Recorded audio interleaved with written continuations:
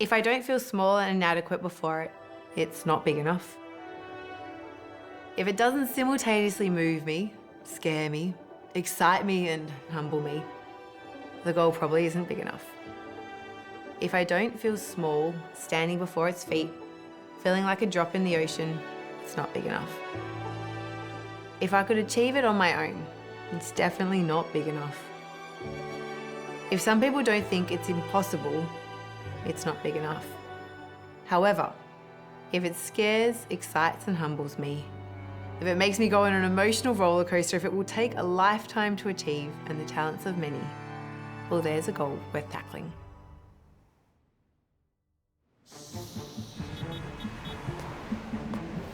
Founding a company is one of the most daunting and lonely paths a person can choose. If you get it wrong, you can lose everything you have. But if you get it right, you could change the world. It's a relentless roller coaster of emotion that changes every day. And to take that leap requires a very rare mix of naivety and courage.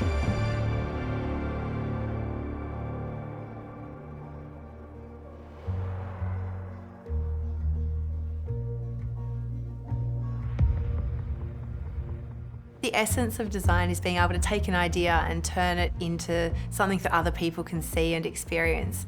It's sort of a pretty important form of communication. And if you think about things today, everything we want to see has got to look beautiful. Graphic design now is a fundamental part of our lives. This huge wave, it was like tsunami of graphic design that came through our lives over the last decade or so. I think we've always had really wild dreams. We wanted to transform the entire world of design. She had this grand idea for democratising design and how you could take it from this complicated desktop software and make it collaborative in the cloud, as simple to use as, say, Facebook. Melanie Perkins has rapidly climbed the ranks with her graphic design company Canva. Just 32 years old and worth billions, Melanie Perkins is proof that dreams can come true. And for her, that dream was Canva. Canva makes it really easy for you to take your idea and turn that into a design, even if you've had absolutely no design experience. Because we think that everyone has ideas, because they do, and we want them to be able to take those ideas and to express them visually. Design is an incredibly important tool, and for a long time it was something that only professionals could access. Giving people a tool which lets them access that design actually unlocks a huge amount of opportunities for them. Because we were born on the internet, we're able to completely reimagine what it could be like. Mel is possibly the most visionary person I've met. She has a belief that she can see the future and she can totally will it into existence by sheer force of individual determination. Really inspiring. Like, she has a massive vision. She will stop at nothing to fulfill that vision. But while Melanie has the title of Australia's youngest billionaire, Melanie and Cliff say they want to donate their billions to the greater good. I think you are the youngest female founder to ever become a unicorn. This new millennial billionaire with the social conscience. Oh, yeah. Fantastic. Worth billions of dollars. People can get very distracted by these sort of big numbers that are shown in the press. But what's really important is to focus on the things that matter, solving problems that affect real people. Step one, we'll build one of the world's most valuable companies. Step two, to do the most good we can do. Is this a young person's game? I think that it's an any person's game. Anyone that... Have I missed the boat? Absolutely not. Is there a problem that you feel passionate about that you want to see solved? Is that how it works? I think so.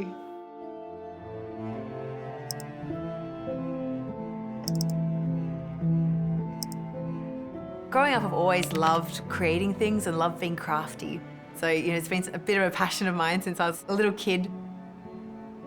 My brothers are both really talented at drawing, and they certainly were when we were growing up. So they'd be able to, draw amazing things, and they were both really talented at music, and I had absolutely none of these talents whatsoever. But the thing that I could do was work really hard or put lots of effort into things. In Year 6, I was told by the teacher that I had done too much homework, and I think she spoke to my mum about it. I'd get home from school and just spend the entire evening doing as much as I could. So that was the talent that I leaned into, just working hard. I was studying my degree, which I haven't quite graduated from, but it was communication psychology and commerce. And then started teaching things like Dreamweaver and Photoshop and InDesign and iMovie and all these different programs. And I just watched my entire class struggling learning to use them. It would take so many clicks for people to be able to do anything, literally, like adding a triangle with so many clicks. Turning it into a PDF to print was ridiculous. I think it was 22 clicks. But I think what was really interesting is it made the students feel stupid, that they had to navigate all of these things, that they couldn't remember all these weird buttons.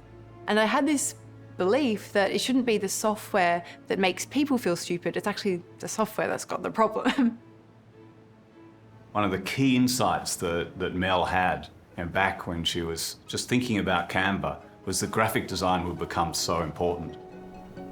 It seemed ridiculous that it would still be archaic and desktop-based and offline and only reserved for a few people. It seemed like in the future everything was going to be online and collaborative, and you'd have all of the ingredients that you possibly need at your fingertips. I kind of got to the point that that was incredibly clear in my own mind.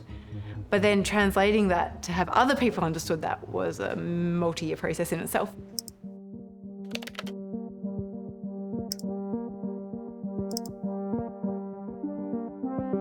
Cliff is my adventure buddy, my business partner. He's been my lifelong partner for many a year now.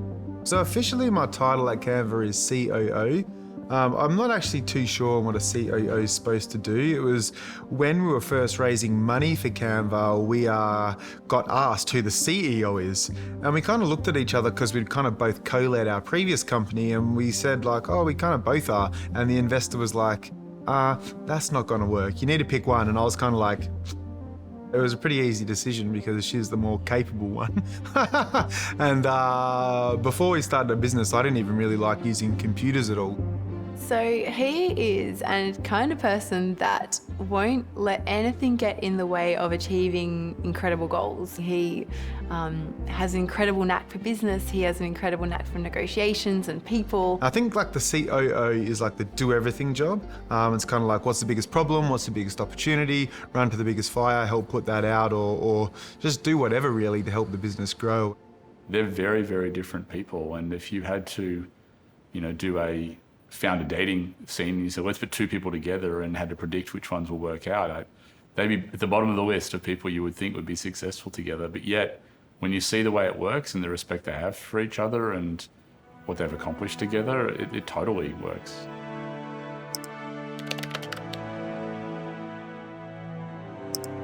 Hello. Hello. This is the Monday Minute, which is Mel's idea. Hang on, let's just practice it and then we can do it. No, let's not. Let's just do it. So, hello, this is the Monday Minute. Just introduce it. So this. Hello, this is the Monday Minute. This is our first Monday Minute ever. We are in Sydney, currently in our hotel room.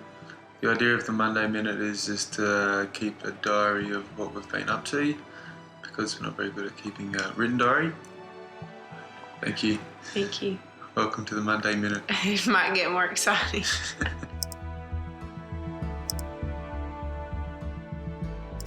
At the time we had no money and we had really no experience. And so we took that big idea and kind of honed it into the education market. That led to us creating our first company, Fusion Books. With Fusion, we would enable people to use the templates to create their designs. But then we also had a design service where we could create designs for schools. I was thinking one day, like, what's the difference between the product that we serve with our templates and the product that our graphic designers were doing? We realised that one of the key ingredients was literally the ingredients that people would put on the page, so the cutout objects and the stock photography and the stock illustrations. They were like, oh, imagine if we could have the entirety of a stock photography library and illustration library that's usually only reserved for professional graphic designers, but enable that to be available for everyone. An investor came over from Silicon Valley, Bill Tai, and I met him at a conference in Perth. We'd entered WA Inventor of the Year and became runner-up. Managed to kind of wrangle a chat with him for a couple of minutes and gave him the 30-second pitch on the bigger picture of what Fusion Books could be, which was essentially the idea for Canva. And he kind of flippantly said, oh yeah, if you come to the Silicon Valley, I'll meet with you and introduce you to a few people. And we just latched onto that. To me, Melanie was sort of, representative of kind of Adobe on the cloud, but their architecture was kind of old. Everything that she's telling me about what she sees is spot on. I said to her, Melanie, so can you code this up? And she said, no, I'm not technical. And I said, oh. I said, well, if you can find somebody to code it up, I might consider backing you. I literally knew nothing about venture capital and angel investors and the whole world of startups. And so he was sort of my one tiny little window into it. If the door opens a little bit, you got to wedge your foot in. The number of times we interacted from that first time we met in Perth wasn't small. And I could just tell she was not going to give up no matter what. I was part of this group called the Mai Tai Kiteboarding Group. Bill Tai set it up along with Susie Mai, and there's a great kiteboarding spot just south of Perth. Mel and Cliff hadn't yet gotten critical mass with their funding. So they were trying to maintain good impression with, all the crew.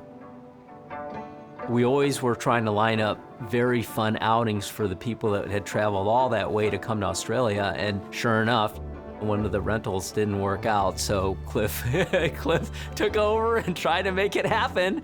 And he did to some extent. Yeah, there we were thinking we'd all be out on some big private yacht, and Cliff arrives with this little kind of wakeboarding ski boat.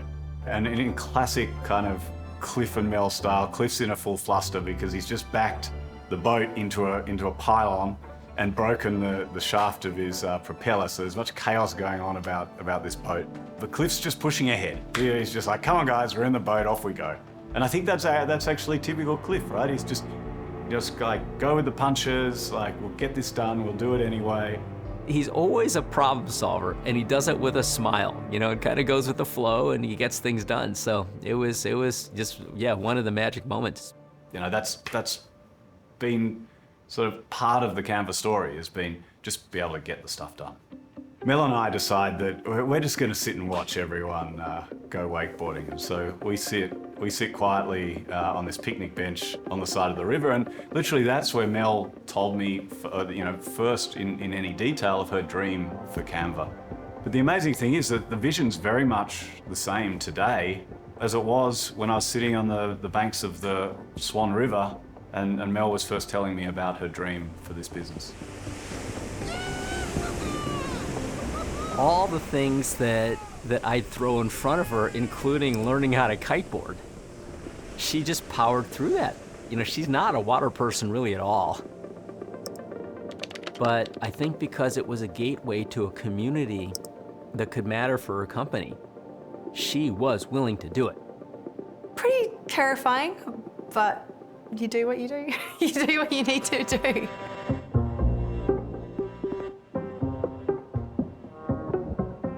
In the preparation for the meeting with Bill Tai, I was like, okay, well, I apparently need to demonstrate how this idea we've got applied for school yearbooks is going to become a multi-billion-dollar company. And so I put every single idea I could possibly imagine into my pitch deck of what I believe the future of publishing would be. I went to Silicon Valley and I met with him. It was the most nerve-wracking meeting of my entire life. And then I sat there trying to flick through my paper pitch deck of the future of publishing that I'd printed on my printing press at home. And I'm looking at that like, wow. So this young 20-something gal from Perth, not technical, wants to take on Adobe. And she's got a flip card presentation. And he was like, where's your iPad? And I was like, the pitch deck, it's here. I have to say, her pitch was not particularly well formed. It didn't even look beautifully graphically designed, which was crazy. I think one of my first comments to her was, hey, step one, make sure your deck is beautifully graphically designed. We created a spreadsheet of all the possible investors we'd met and had introductions to. There must have been 20, 30 of them on that list. And then one after one, we got rejected. We're down to like 3 potentials that had shown some interest. Crossed off one, and then we crossed off the second one, and then we were down to our very final one that we thought we had a good chance with, and then we got that final rejection as well. We had no options. We had no new leads. And we went for this long walk and we were like, what are we going to do? We're literally out of options here. All of the possible indicators are saying maybe you shouldn't continue to persist here. I felt like a failure, like a complete utter failure. If you're rejected, there's two different ways to approach it. One is probably the more normal approach. Maybe you stop at some point in time. The other approach is the one that I've taken throughout my life, which is that you continue until it works. Mel has a youthful naivety that is amazing. But the great thing about people that have that youthful naivety is they will just keep walking through walls until they find a door, and they'll open a door that you never knew existed. And I think Mel has that passion to do things that most people just believe are impossible. And I think that's her special skill, I think, is that passion and vision for changing the world. Mel had this vision for Canva, which was huge, obviously, but she didn't have the team or the technology understanding to be able to get it off the ground. So they're on this hunt for, people, team, co-founders that could help them actually fulfill this vision of Canva. One of my ex-bosses from Google, Lars Rasmussen, who was one of the founders of Google Maps, he asked me to go visit this couple, and he wanted me to give them some technology advice. Cam has been an absolutely incredible co-founder to be working with for nearly 10 years now. He is just such a good human at his heart, and he's an amazing communicator, he's an amazing designer, he's amazing at animations and being able to bring these incredible experiences and flourishes to our community. To me, it really lit me up because I knew what putting a easy to use, really intriguing tool in the hands of people who hadn't been able to access it before did to them and unlocked in them, and the creativity it afforded them and the opportunities it gave to them. So to me, it was a really exciting way to bring design to the masses.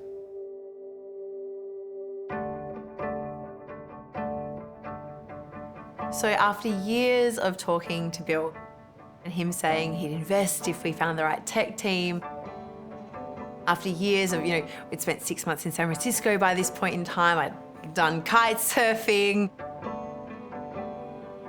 Eventually we got the tech team together, and then Bill said he was going to invest $25,000.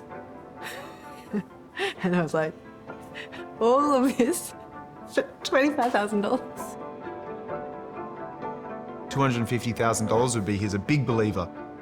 $100,000 would be he kind of believes. $25K is a participation award, like I like you, you're a nice person, and this could maybe do something. It was a signal to all other investors, and all the other investors were looking to Bill on what he would do.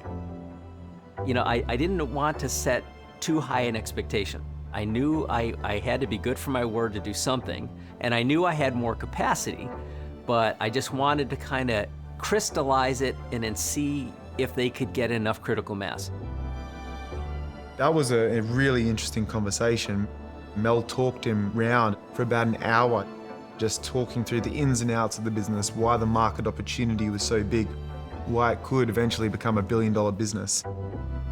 Canva's going to be successful, and if you put in $25K, it's not going to make you that much money. And then they started to kind of harass me a little bit. I said, yeah, fine, okay, I'll put in 100. That 100K unlocked at least enough confidence to go out to other investors and say, look, Bill Tye's investing. And when they asked how much, 100K.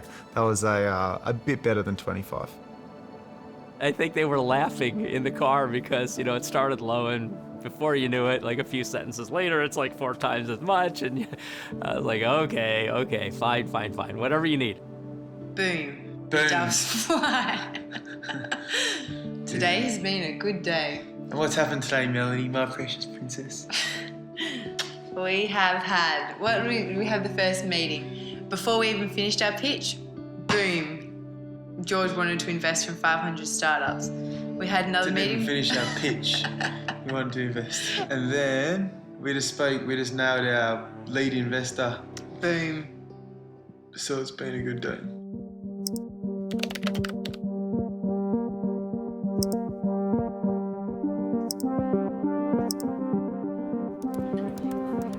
knew that we wanted Canva to operate in a browser because that's the most accessible platform in the world. Figuring out what we could do in a browser that involved text editing, image manipulation, design, choosing fonts, colors, bringing in photography, doing eventually videos. Like, there's so many parts in there that can break a browser. It's probably a mix of not knowing how the hell we're gonna do it, but also knowing the technologies that we could poke and prod to make it happen. We'd been building this product for a year. It's got all the core functions. It's very technically complex, even though it's very simple from the user's perspective. Beneath that is so much complexity. We wanted to launch a polished experience that people could actually use and get value from without having bugs, without having features that were missing. So we spent that extra 6 months building it out and testing with users, making sure that it met their expectations and really wowed them, really.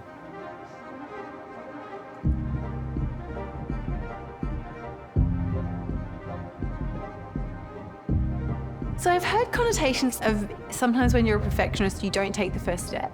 So I would like to think that I am a proactive perfectionist. I guess thinking about like a stepping stone. I will do the absolute best I can to get to the next stepping stone, but you're never going to have perfect information. The only way to get to the next stepping stone is to use the learnings that you had to get to that stepping stone to think about the next one. But if you're a true perfectionist, perhaps you'd never leave that stepping stone.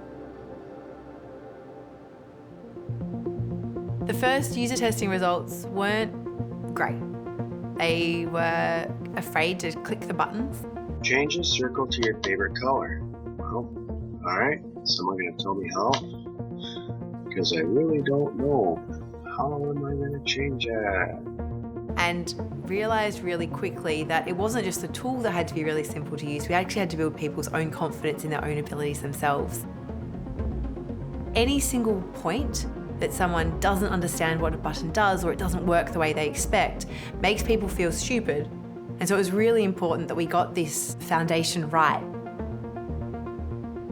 We'd had investors along the way being like, when are you going to launch? When are you going to launch? When are you going to launch? And I think the first time we heard that was about 6 months into starting Canva, and we didn't launch for actually 12 months. These investors, they've put in money to Canva. A year later, there's still no product out in the market. What the hell are we doing? And then we're over here on the other track, refining every turn, a little button, making sure it works the way customers would expect. So there's a lot of pressure. At a point in time, we'd had to decide this is the launch date. The 26th of August, it's launching, it's happening. We'd spoken to all the journalists, we'd done interviews, sort of got to a point of no return. We'd been working on it. I think we'd had dinner, and I decided to head home at about 8 o'clock. I rode home from the office that night, probably one of the steepest streets in Sydney.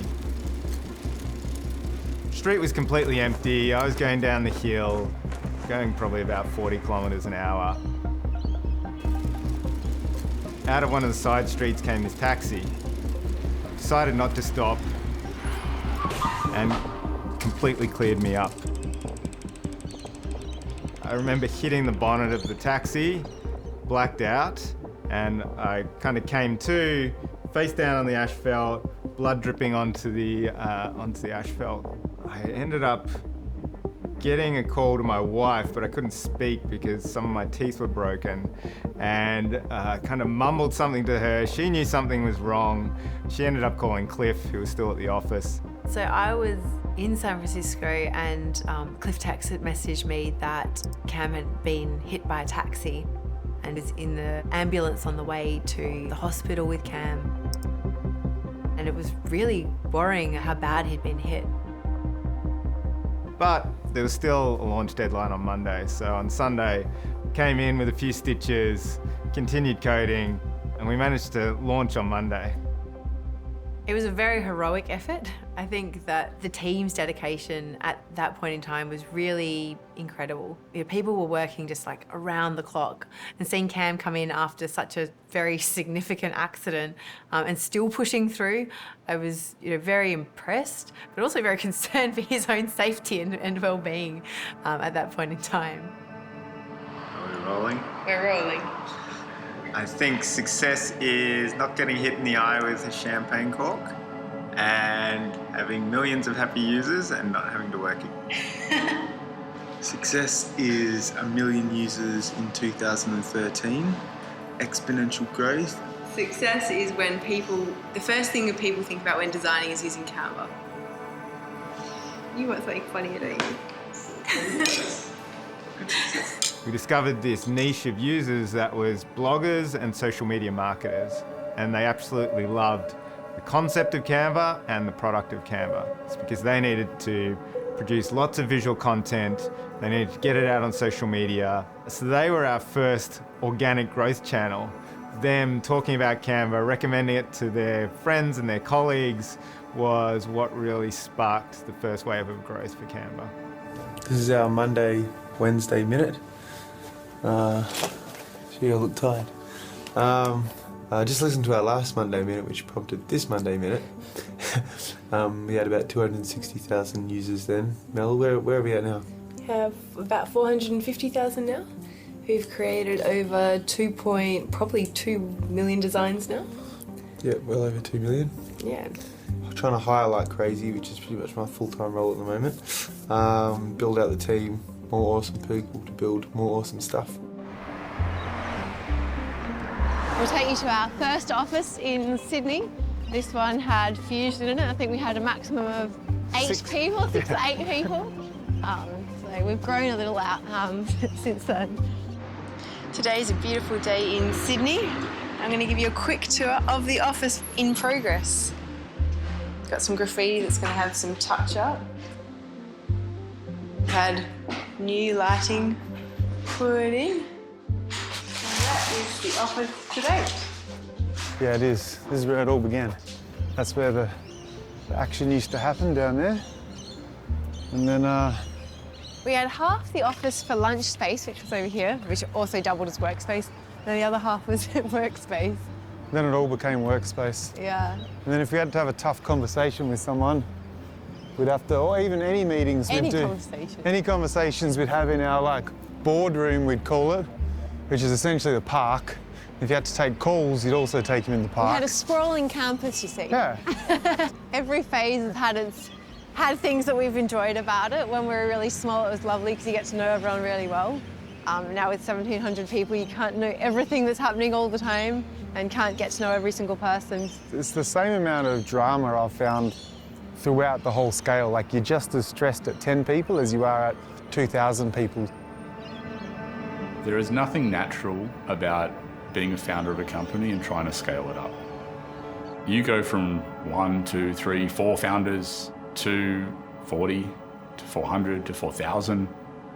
And if you think about the job that you were doing when you were 1, when you were 4 people, it's vastly different. I was writing code and emptying bins and answering support requests. And now at Atlassian, we have close to 10,000 people. My job is now very different. And most of the time it's evaluating people and setting the vision for where we want to head as a company. That learning curve, whether it's at Atlassian size or any founder going through that journey, is just unnaturally steep. If you can just hold on with your white knuckles and get through it, I think everyone should be pretty proud about that. You can't cross here. You've got to cross here. Over here. No, you can't. Trust me. Please. Mel. I'm always getting mad because I take the opportunity and then the lights change and then I have to wait for 10 minutes on the other side of the road. She's not risk adverse when it comes to business, but when it comes to crossing roads and driving, she is. See, they're still waiting on the other side. I think with most successful co-founders, they bring different things to the table, but it may not be immediately obvious, at the start, what those are. With Mel and Cliff, Mel is the dreamer, Cliff is the practical person. Mel lives 5 years, 10 years in the future. If you spent time with Cliff, Cliff lives in the moment right now. And I think he is very practical, that complements Mel's tendency to dream big. When I first met Mel and Cliff, I definitely recognised that jigsaw piece that just fit really well with my own jigsaw piece. And I think the why the three of us work really well together is we have complementary skill sets that overlap somewhat, but we all have distinct strengths as well. And we approach it from different perspectives, and that gives us insight into problems that is very holistic. Pretty incredible how we've all grown together as well. We've all had to grow and step into new roles continuously, put on new hats and wear them to the best of our ability. There's a concept that I really like, just-in-time learning, which means precisely that you learn everything just in time, or just after often, than you would like to know it. I think that is a really important part of a startup. Like, you can't possibly know everything in advance. And so you're just constantly learning on the fly, having to figure out how to solve a problem, how to get to the next stepping stone. You're never an expert. You're constantly having to learn more about yourself, about the world, about your company. And all you can do is ever take the knowledge that you have and try to figure out what you can do to get to that next stepping stone. As a founder, every day something is changing, breaking, evolving. It's totally different, from one week to the next. If you're doing the same thing twice, you've made a mistake. You've got to get comfortable that that is a cycle you're going to go through, whether that is hiring people or building product or manufacturing or whatever hard thing you're trying to do is. You will start doing nothing about it, and hopefully you'll end up being really good at it. And by the time you get really good, you're finding the next thing. But if you're not even finding those things out, like every single day, you're not pushing yourself hard enough. It's when we started hitting those areas of building a team and thinking beyond ourselves, which is really where I started learning what a startup is all about. And I myself had to grow immensely. I haven't been across the scripting that you guys have done, but I'm So we started off Canva very much as a web platform. And we built the desktop website first. Then we didn't have a mobile app for probably 3 years. We probably need to get our... Took us about a year to build that. We launched the app, went really well, but we started having these two different platforms now. We had the web platform and we had an Apple iPhone platform, and was coded entirely differently. And Android came along, and the number of devices in each category multiplied, and you're just writing these masses of code that have to speak to different experiences. We got to the point where we realized the technology we built would not scale. It was about to fall over, it was breaking all the time. And so we needed to rewrite our whole platform, the whole of Canva from the ground up pretty much. So we looked for a way in which we could do it one time and ship to all platforms. This is quite common in startups, but everyone thinks it's going to take, 3-6 months, and it ends up taking a lot longer. We paused development and said, this product that we have right now is locked in, and we want to make sure that that product can transfer across to a mobile phone. Essentially what you need to do, you need to stop all progress. The whole business had halted and the user numbers were sort of beginning to really drop off. You're not bringing your existing customers on a journey with you, you've kind of frozen their experience, and you're kind of betting that they'll stick around for what Canva already is without any improvement by itself. It was a really challenging time, I guess, because we are a product company and we weren't shipping product. We were trying to inspire an entire team to rebuild the thing that already existed, and yeah, that wasn't fun. It wasn't a good period. It was, yeah, like knowing you're gonna run out of money and knowing that your competitors are trying to take your business away, like trying to aggressively copy you, and you can't make any progress on your product.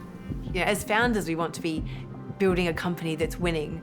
We want to be growing. We want to be pushing things forward. And for 2 years, we couldn't do that.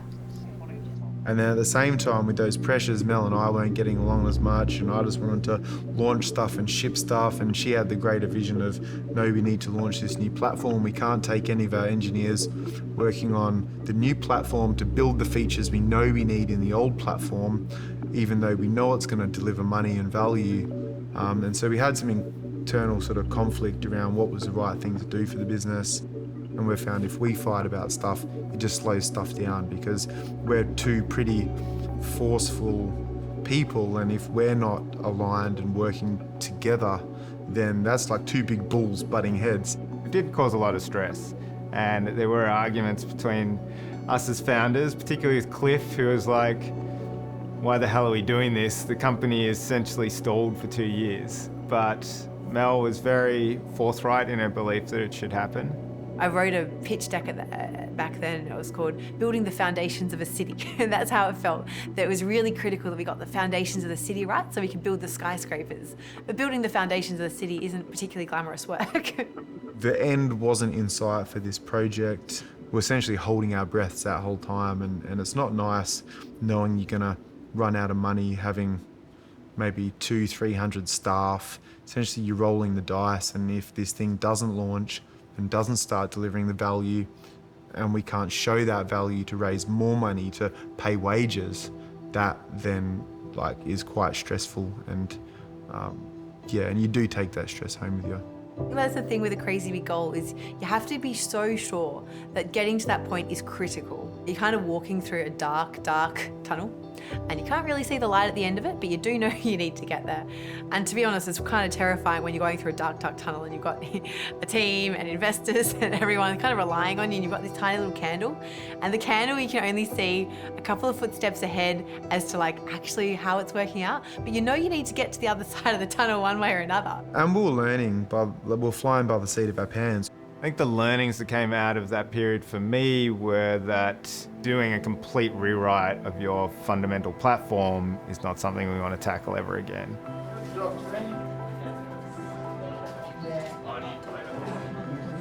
We have a quarterly event called the Season Opener. 10 seconds. It's a great little bookend for every quarter where we set goals and also celebrate the goals of the previous season.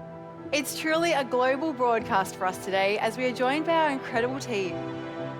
So Mel really likes the Season Opener. I think that's a really efficient way for her to communicate. She's an introvert by nature, and I think having this really scalable communication channel really works well in aligning the company, because the alternative is to have 1,400 separate conversations or talk to teams in separate different groups. We really align on what we're doing, so we're all paddling in the same direction. Because you know how much all of us love Canva. You are all the Planeteers that bring the heart to Canva. Something that we talk a lot about at Canva is from chaos to clarity. In the chaos end of the spectrum, it's all about philosophies and like utopia and the dream. To dream completely unbounded by what you have. What would the future look like? What would be the utopian experience? What would be the dream state? And then actually it needs to travel all the way from chaos down to clarity and into people's hands. I guess that is why we do season openers. It was something that people could see and feel and believe, and it helped to create that clarity. We still have so much to do on every single front, but I'm so proud of what we've all created together. We have a huge responsibility to leave this planet better than we found it. Our two-step plan is the epitome of truly crazy big goals.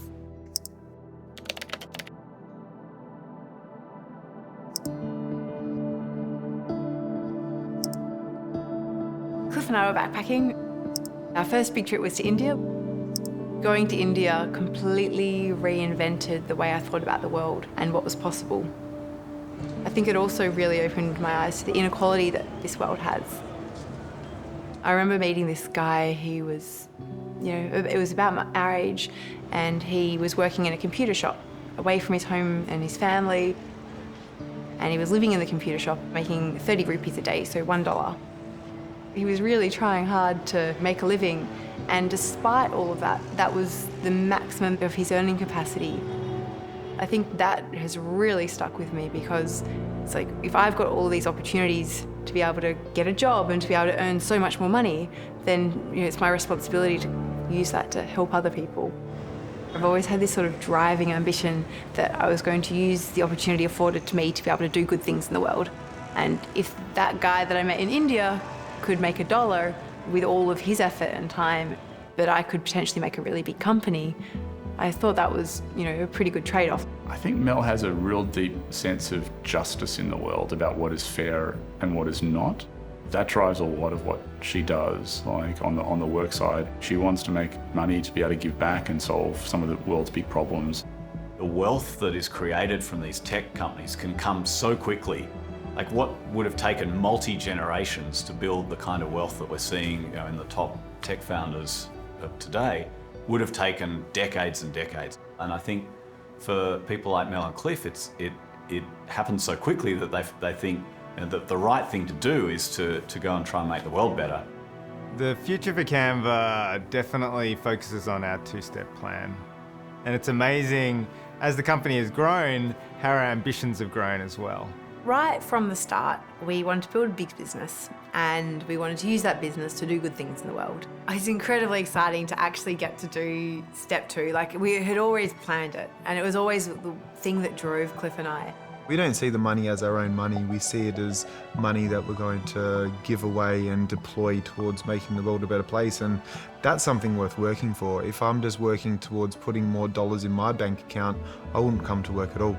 And then last year, it had always been what Cliff and I had planned, but we publicly announced that we were going to be giving the vast majority of our shares to be doing good things in the world. So it's 30% of Canva, which is quite a sizable amount now. We started a foundation at Canva as part of the 1% Pledge initiative, and we're also spending that money and investing it in great initiatives as fast as we can to sort of propel sort of education to people that don't have access to good education, health to certain areas. The things that we do through the product, the things that we do through our Force for Good programs, we can have a greater impact now. It's just really exciting to see the impact. $1 in someone's pocket that's making less than $1 a day is so much more valuable than $1 in my pocket, for example. I think the funny thing is it feels like more aligned having that out in the world and known by the world now. People know, the team knows that that's the intention behind creating such a big company. It feels just a lot more right.